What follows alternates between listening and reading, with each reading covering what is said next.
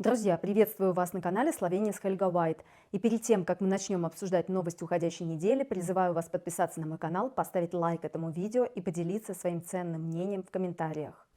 С 1 июля в Словении вступает в силу новая система долгосрочного ухода на дому. Она предназначена для пожилых людей, для инвалидов, для хронических больных и для всех тех, кто не может самостоятельно заботиться о себе в повседневной жизни.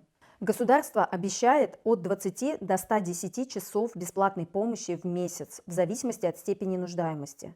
Речь идет о помощи с гигиеной, питанием, передвижением, а также о социальной поддержке. Стоимость одного часа услуг в среднем 27 евро. За дополнительные часы придется платить из собственного кармана. Финансировать систему будут за счет нового социального взноса – 1% с брутто зарплаты или пенсии. Но не все так гладко. Муниципалитеты жалуются на нехватку персонала, а примерно 5000 пожилых людей рискуют остаться без привычной помощи. Реформа призвана улучшить качество жизни самых уязвимых. Однако многое будет зависеть от того, насколько эффективно удастся реализовать ее на практике. Мне кажется, что в итоге деньги с населения соберут, а помощь по факту оказывать будет некому.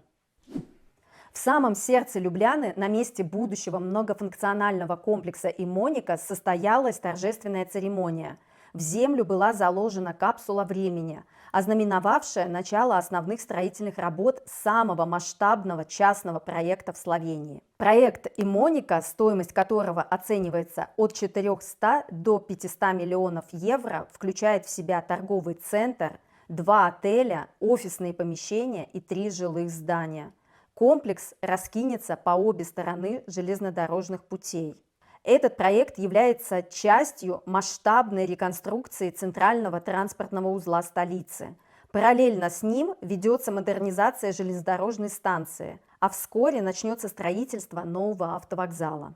Ожидается, что «Имоника» откроет свои двери в 2027 году. Заложенная капсула времени символизирует не только старт работ, но и веру в будущее Словении, в ее экономический потенциал и развитие. Очень жаль, что в новости не написали, какое послание передали современники будущим поколениям. Кемпинг, когда-то символ доступного отдыха, сегодня становится роскошью. По данным портала Camping.org, Словения входит в десятку самых дорогих стран Европы для кемпинга. Средняя стоимость ночевки для 2 человек с участком, электричеством и туристическим сбором составляет 32 евро 84 цента. Впереди Словения, Хорватия, Италия, Испания, Швейцария и Австрия. В Хорватии, например, средняя стоимость составляет 38 евро 77 центов за ночь, а в Италии 39 евро 24 цента. В Албании кемпинг обойдется всего в 13 евро 52 цента за ночь, а в Турции 14 евро 59 центов. Таким образом, разница в стоимости между самыми дешевыми и самыми дорогими европейскими странами составляет более 25 евро. Несмотря на рост цен, кемпинг остается популярным видом отдыха.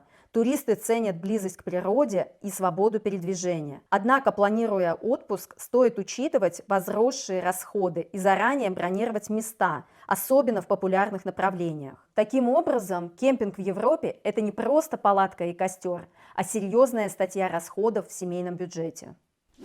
Утро 22 мая в центре Любляны началось не с привычной суеты, а с неожиданного затишья. Городская жизнь замерла, улицы опустели, автобусы остановились, а водители и пешеходы с недоумением наблюдали за происходящим. Причина – визит президента Узбекистана Шавката Мирзиева. Господин Мирзиев прибыл в Словению с официальным визитом, сопровождаемый делегацией бизнесменов.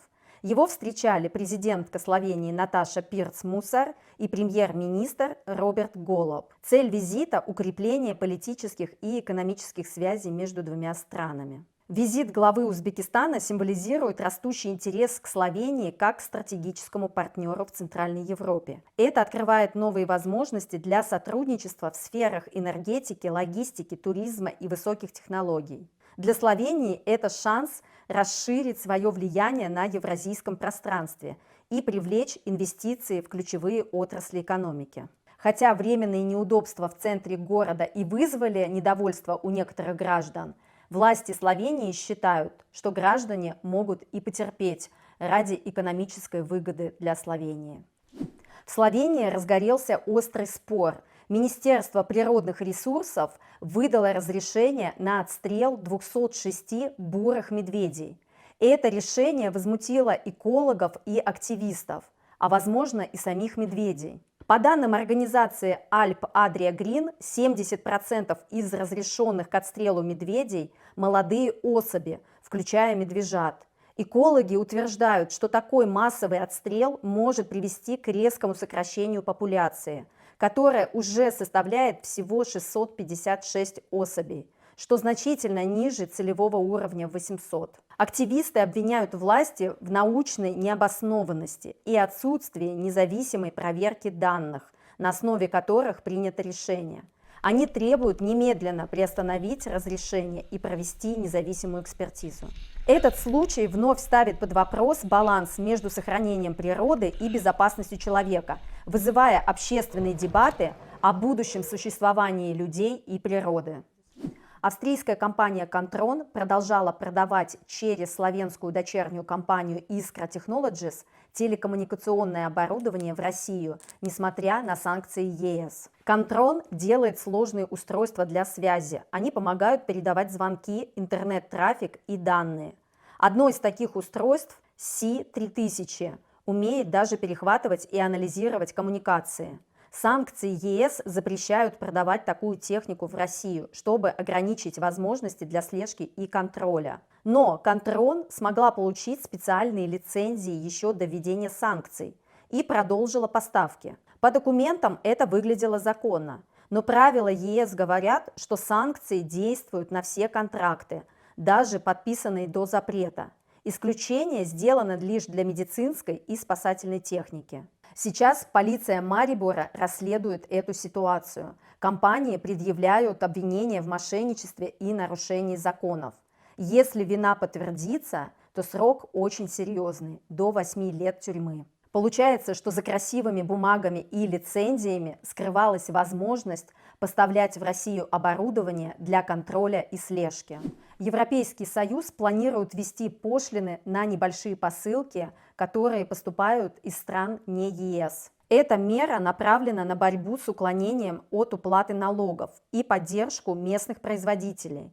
Ранее товары стоимостью до 22 евро могли поступать без НДС, что создавало неравные условия для европейских продавцов. Теперь все посылки, независимо от их стоимости, будут облагаться налогом. И ожидается, что новые правила вступят в силу уже в июле 2025 года. Теперь европейские покупатели будут подходить более обдуманно к покупкам с Алиэкспресса.